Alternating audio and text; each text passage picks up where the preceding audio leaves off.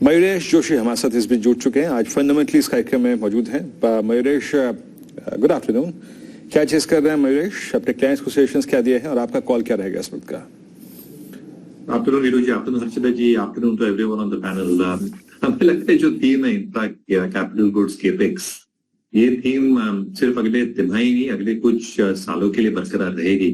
और इसको मद्देनजर रखते हुए capital equipment players like Sanghvi Movers, ये अच्छा खासा थोड़ा करेक्ट हो चुका है फ्रॉम हायर लेवल्स पिछले कई दिनों से। मुझे लगता है एक अच्छी एंट्री पॉइंट शायद संघवी मूवर्स दे सकता है। अच्छी खासी एडिशंस हुई है इनकी इक्विपमेंट में in the last quarter or two, and they have added on to their gross block quite significantly. At the same time, ये सब additions करने के बावजूद जो internal cash flows इनके पास है, debt equity ratio still manages to stay at 0.34 times. जो expectation है orders और order execution की, I think ये काफी तगड़ी होने वाली है अगले कुछ महीनों और तिमाहियों में।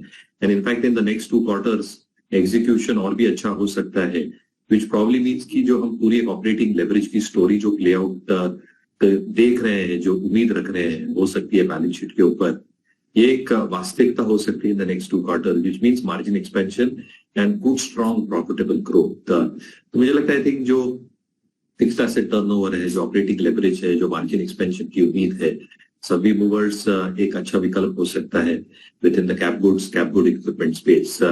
हमें काफी अच्छा लग रहा है मार्केट्स पे देखा है। We are looking at a potential upside of at least 22% from current. Mayuresh, एक तो रिवाइवल की बात हो रही है 2.0 पीएसयू बैंक्स के लिए कहा जा रहा है और ये कह रहे हैं कि मार्जिन अब यहाँ से और बेहतर होंगे। आपको याद होगा बीच में सब लोग कह रहे थे कि पीक मार्जिन्स हो गए, आई थिंक दो क्वार्टर पहले के पीक मार्जिन्स देखकर, उसके बाद पिछले क्वार्टर को लेकर थोड़ा सा संदेह था कि मार्जिन्स मेंटेन होंगे या नहीं। अब क्या लग रहा है? नहीं, अच्छे लग रहे हैं। और एक चीज जो इनके फेवर में हर्षिता जी है, वैल्यूएशंस। तो even after the run up valuations अभी भी काफी बैंक्स के 1 टाइम बिलो बुक है, जो एक कॉन्फिडेंस देती है medium to long term investors को।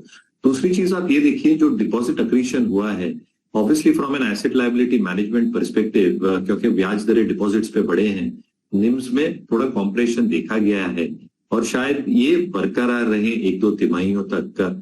बट जैसे रेट कट का सिलसिला स्टार्ट हो जाएगा, कहीं ना कहीं आई थिंक जो एक फर्स्ट मूवर एडवांटेज बैंकर्स के पास रहता है, because they immediately pass this through in terms of their lending practices, और इसलिए आई थिंक जो निम्स में एक रिकवरी आ सकती है, ये काफी सिग्निफिकेंट हो सकती है।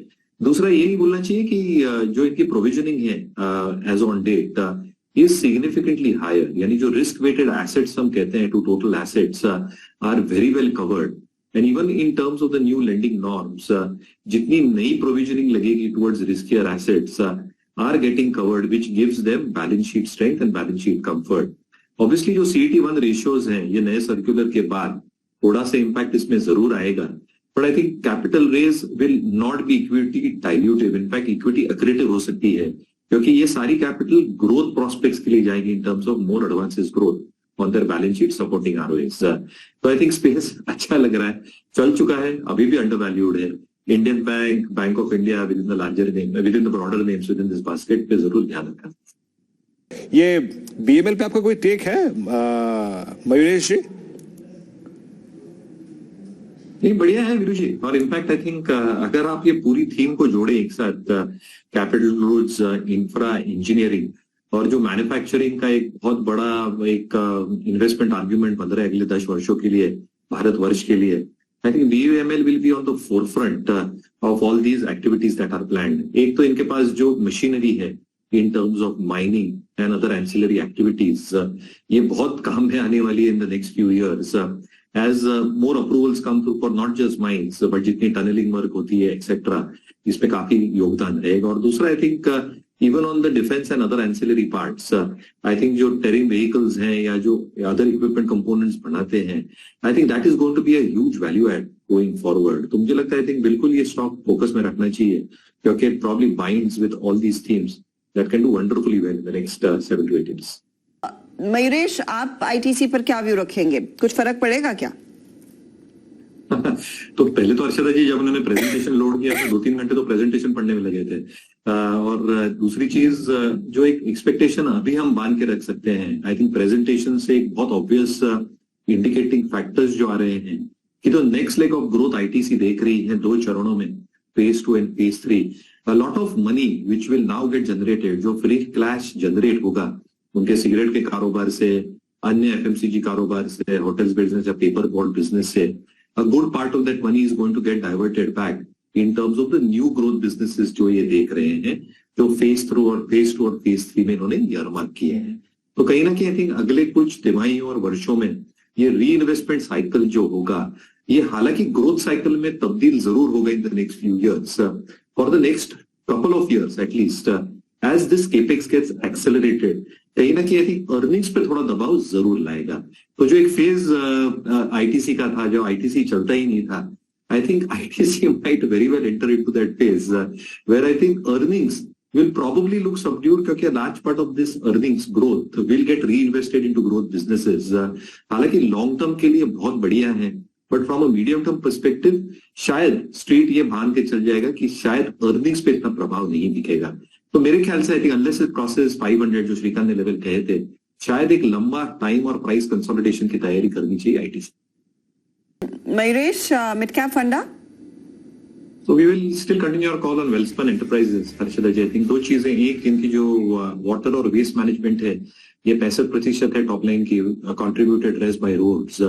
रोड्स में भी जो ये मोनेटाइजेशन देख रहे हैं, 1700 करोड़ की इन्वेस्टमेंट इन्होंने रोड्स एसेट्स में की थी.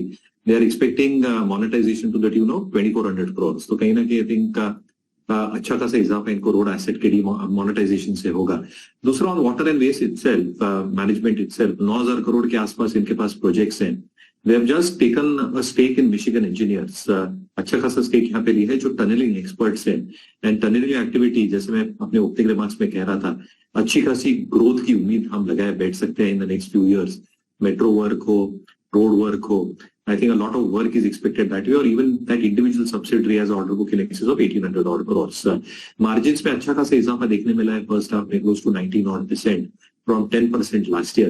अगर नॉर्मलाइजेशन मार्जिन्स भी हम देखें 16 और 17% के आसपास, विद एन ऑर्डर बुक जो एग्जीक्यूशन ये कंपनी कर रही है, और जो बजटरी एलोकेशन हो सकते हैं, नल से जल में 60,000 करोड़ भी ऑलरेडी नो, अच्छा खासा एक्सपेंशन वहां पे हो रहा है. अर्बन इंडिया के लिए जो 3.6 ट्रिलियन का पैकेज अनाउंस किया है, आई थिंक अच्छी खासी ऑर्डर फ्लोज पोस्ट इलेक्शंस ये कंपनी के पास आती रहेंगी. They are executing it pretty well, क्योंकि डेट इक्विटी है ही नहीं बुक्स पे ज्यादा, very very amount of negligible debt, and margins are very very sustainable, having free cash flow generation which can be substantial. तो वेल्सपन एंटरप्राइज में हम लगभग 410-415 का लक्ष्य देख रहे हैं, विद अ स्टॉप लॉस है 304. क्लियर डिस्क्लेमर, ये स्टॉक मेरे पर्सनल होल्डिंग में नहीं है, स्टॉक को रिसर्च नोट दिया गया है, क्लाइंट्स के पास इसकी होल्डिंग